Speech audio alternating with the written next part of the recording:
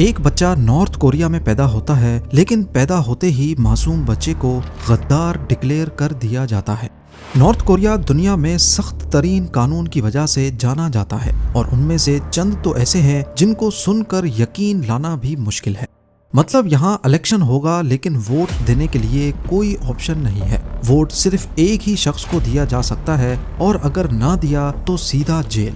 यहाँ टीवी पर सिर्फ एक ही चैनल होता है और चैनल ट्यून करने का भी कोई ऑप्शन नहीं। नॉर्थ कोरिया शायद दुनिया का वाहिद ऐसा मुल्क है जहाँ जुर्म करने पर नहीं बल्कि जुर्म सोचने पर भी आपको जेल जाना पड़ सकता है। ज़ेम टीवी की वीडियोस में एक बार फिर से खुशामदीद। नाजरीन, 1945 तक जापान ने पूरे कोरिया पर 35 साल तक हुकूमत की, लेकिन वर्ल्ड वॉर 2 के बाद कोरिया दो हिस्सों में डिवाइड हो गया, नॉर्थ कोरिया और साउथ कोरिया। नॉर्थ कोरिया पर सोवियत यूनियन का असर व रसूख था, जबकि साउथ पर अमेरिकन इन्फ्लुएंस। 1948 में किम डायनेस्टी के किम इल संग को लीडर बनाया गया और नॉर्थ कोरिया बना Democratic People's Republic of Korea. पर यहाँ डेमोक्रेसी जैसी कोई चीज कभी पैदा ही नहीं हुई। 1950 में नॉर्थ और साउथ कोरिया के बीच एक जंग हुई जिसे कोरियन वॉर कहा जाता है, लेकिन जंग खत्म होने के बाद कोई पीस ट्रीटी नहीं हुई। इसी वजह से दोनों मुल्क अभी तक टेक्निकली जंग की हालत में हैं। नॉर्थ कोरिया में पावर को बरकरार रखने के लिए आज तक सिर्फ एक ही फैमिली का रूलर रहा है। सबसे पहले किम इल संग, उसके बाद किम जोंग इल और अब किम इल संग के पोते किम जोंग उन। हर रूलर ने अपनी गद्दी को बचाने के लिए सख्त से सख्त कानून का सहारा लिया है। यहाँ खौफ और सजा के दम पर लोगों को जबरदस्ती दबाने के लिए कई सारे रूल्स बनाए गए हैं ताकि लोग साउथ कोरिया और वेस्टर्न कल्चर से इम्प्रेस होकर हमारे खिलाफ ना हो जाएं। और आज हम इनमें से कुछ अजीबो गरीब रूल्स का जिक्र करेंगे। तो आइए शुरू करते हैं। 2024 में नॉर्थ कोरिया ने सन ग्लासेस का इस्तेमाल और शादी के ड्रेस पर पाबंदी लगा दी। यहाँ मेट्रो या पब्लिक स्टेशंस पर म्यूजिक नहीं बल्कि किम फैमिली की स्पीचेस चलाई जाती हैं और इस दौरान किसी को भी एक दूसरे से बात करने या शोर करने की इजाजत नहीं होती। नॉर्थ कोरिया में अगर लोग साउथ कोरियन ड्रामे या हॉलीवुड फिल्म्स देखते हुए पकड़े जाएं तो उन्हें लेबर कैंप्स या सख्त सजा का सामना करना पड़ता है। ये इक़दामात नजरियाती आलूदगी यानी आइडियोलॉजिकल कंटामिनेशन को रोकने के लिए उठाए जाते हैं ताकि आवाम पर गैर मुल्की असरात ना पड़े। नॉर्थ कोरिया में आम लोगों को इंटरनेट नहीं बल्कि सिर्फ इंट्रानेट इस्तेमाल करने की परमिशन है। ये एक तरह का मुकम्मल बंद नेटवर्क है जो सिर्फ नॉर्थ कोरिया के अंदर ही चलता है। इस नेटवर्क पर भी स्टेट मॉनिटर करती है और देखा जाता है कि लोग क्या देख रहे हैं, क्या पढ़ रहे हैं और क्या बात कर रहे हैं। इस तरह हुकूमत लोगों तक पहुंचने वाली इंफॉर्मेशन को कंट्रोल करती है ताकि वो बाहर की दुनिया से मुतासिर ना हो। नॉर्थ कोरिया में स्टेट की परमिशन के बगैर गैर मुल्क फोन करना भी इलीगल है। यानी अगर आपको मुल्क से बाहर किसी से बात करनी हो तो उसके लिए हुकूमत से परमिशन लेना लाजमी है। यहाँ पर टीवी, रेडियो और अखबारात भी सिर्फ स्टेट ही चला सकती है। प्राइवेट मीडिया का तसव्वुर करना भी मुमकिन नहीं। इस मीडिया पर सिर्फ हुकूमत की तारीफ, किम डायनेस्टी की शान और गैर मुल्की दुश्मन जैसा कि यूएस का जिक्र होता है। वहाँ के आम लोगों में बचपन से ही अमेरिका और उसके अलाइज के खिलाफ नफरत भरी जाती है। नॉर्थ कोरिया में हुकूमत लोगों के हेयर स्टाइल्स पर भी सख्त कंट्रोल रखती है। गवर्नमेंट ने चंद खास किस्म के हेयर स्टाइल्स की इजाजत दी हुई है, यानी लोगों को बताया जाता है कि वो कौन से हेयर स्टाइल्स बना सकते हैं। यहाँ वो हर चीज बैन है जो बाहर की दुनिया का असर रखती हो, जैसे जीन्स पहनना, बालों को डाई करना या फिर चमकदार ड्रेस पहनना। ऐसा करने वाले का सामान जब्त और सजा दी जाती है। कपड़े तो कपड़े, पसंद के खाने खाना भी अलाउड नहीं है। हॉट डॉग्स क्योंकि अमेरिकन कल्चर में आम है और बुडे जीगे और ट्योक बोक की साउथ कोरियन डिश होने की वजह से बैन है।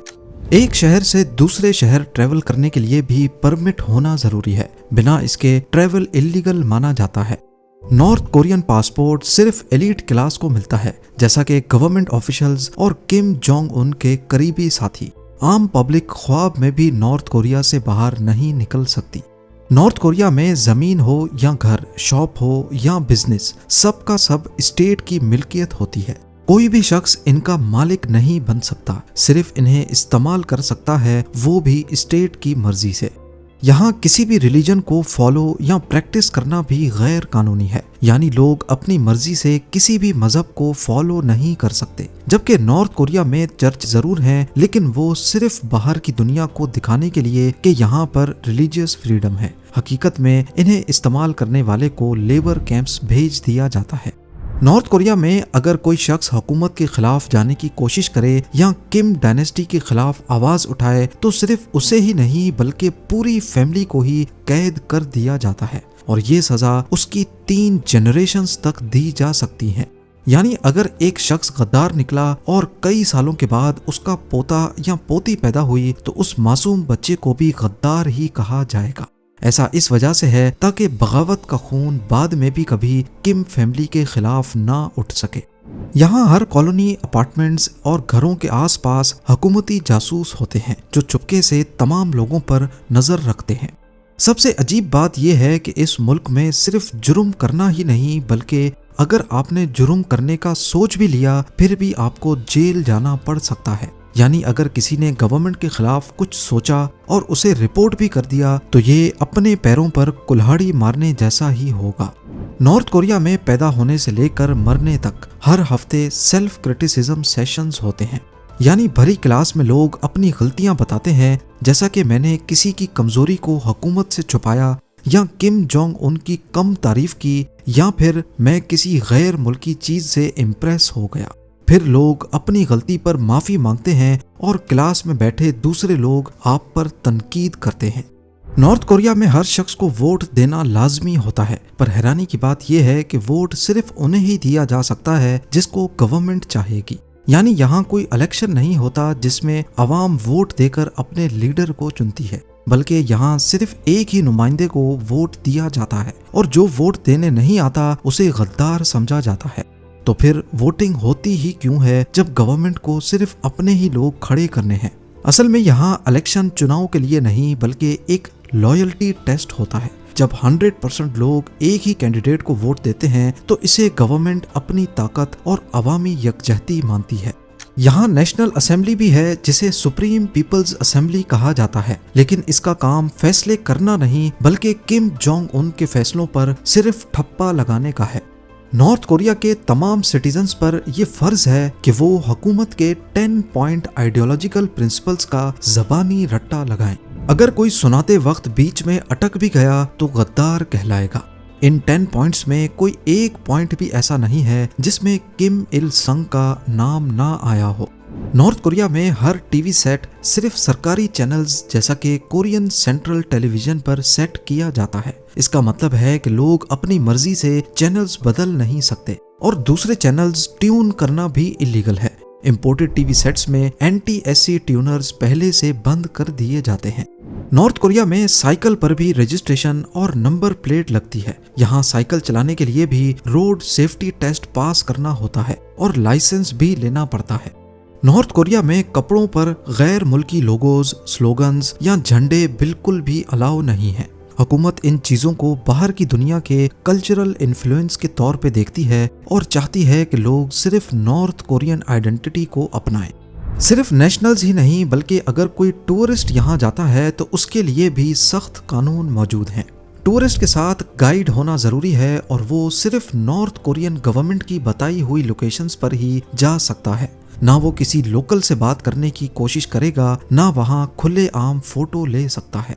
और अगर टूरिस्ट को किसी शहरी का इंटरव्यू लेना है तो वो टूर गाइड की परमिशन के बिना नहीं ले सकता। नॉर्थ कोरिया में मोबाइल्स और कंप्यूटर्स रखना अलाउड है, लेकिन यूएसबी ड्राइव से लेकर मोबाइल की मेमोरी तक रेगुलरली चेक की जाती हैं। अगर कोई बाहर की दुनिया का कंटेंट मिल गया तो सजा हो सकती है। नॉर्थ कोरिया में सिटीजन्स की क्लास का एक इंतहाई गैर इंसानी निज़ाम मौजूद है जिसे सोंगबुन कहते हैं। इस सिस्टम का मतलब है कि यहाँ जब बच्चा पैदा होता है तभी इसकी जिंदगी का फैसला हो जाता है और इस सिस्टम की बुनियाद बच्चे की फैमिली हिस्ट्री तय करती है। मसलन यहाँ 3 क्लासेस मौजूद हैं। एक है कोर, दूसरी वेवरिंग और तीसरी हॉस्टाइल। पहली कैटेगरी जिसे कोर कहते हैं, इसमें वो लोग शामिल होते हैं जिनके एंसेस्टर्स ने किम इल संग की रेवोल्यूशन में हिस्सा लिया था या जो वर्कर्स कोरियन वॉर के फौजी थे। इन्हें हुकूमत का सबसे वफादार समझा जाता है। इन्हें बेहतरीन नौकरियां दी जाती हैं, जैसा कि गवर्नमेंट या फौज में ऊंचे रैंक्स और कैपिटल सिटी प्योंगयांग में रहने की परमिशन, और गाड़ियां भी सिर्फ यही क्लास रख सकती है। दूसरी क्लास है वेवरिंग या फिर डोंगयो कीचंग। ये आम नॉर्थ कोरियन शहरी होते हैं। इनके एंसेस्टर्स भी आम मजदूर या किसान थे या जिनका पास्ट हुकूमत की नज़र में ना बहुत अच्छा था ना बुरा। इन्हें नॉर्थ कोरिया में मिडिल क्लास फैसिलिटीज लेने की परमिशन है। और तीसरी कैटेगरी है हॉस्टाइल, जिसे जोगटाई कीचिंग भी कहते हैं। इसमें वो लोग शामिल होते हैं जिनके एंसेस्टर्स कभी ना कभी किसी रिलीजन को फॉलो करते थे या जिनका साउथ कोरिया में किसी से कोई रिलेशन रहा हो। नॉर्थ कोरियन गवर्नमेंट इन्हें गद्दार समझती है और इन्हें समाज में बिल्कुल निचला दर्जा दिया गया है। इन्हें सबसे बुरी नौकरियां मसलन किसी कान में काम, मजदूरी या साफ सफाई का काम दिया जाता है। अब आगे बढ़ते हैं। यहाँ बिजली, पानी और गैस सब राशन के साथ दी जाती है और इनकी कंजम्पशन की कड़ी निगरानी की जाती है। नॉर्थ कोरिया में 17 इयर्स की एज से मिलिट्री में 10 इयर्स तक सर्विस करना हर शहरी के लिए जरूरी होता है, चाहे वो मर्द हो या औरत।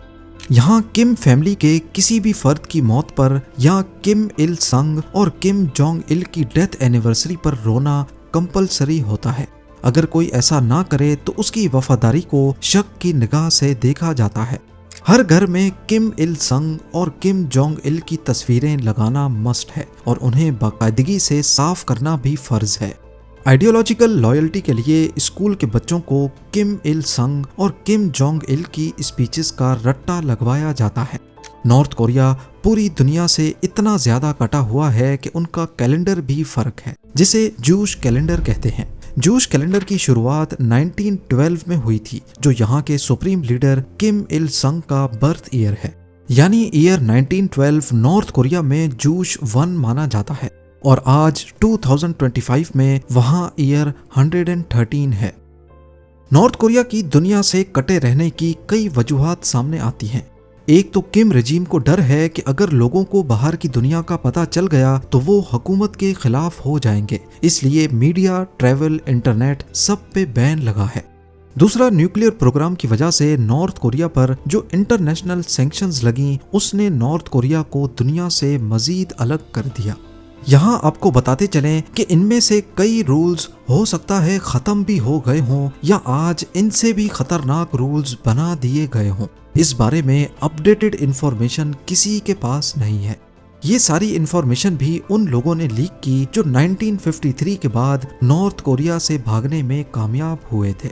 स्पाई सैटेलाइट्स की मदद से मुख्तलिफ एरियाज को मॉनिटर किया जाता है या कुछ नॉर्थ कोरियंस ने फुटेजेस बनाकर USB ड्राइव्स को चाइना के जरिए स्मगल भी किया। उम्मीद है जेम टीवी की ये वीडियो भी आप लोग भरपूर लाइक और शेयर करेंगे। आप लोगों के प्यार भरे कमेंट्स का बेहद शुक्रिया।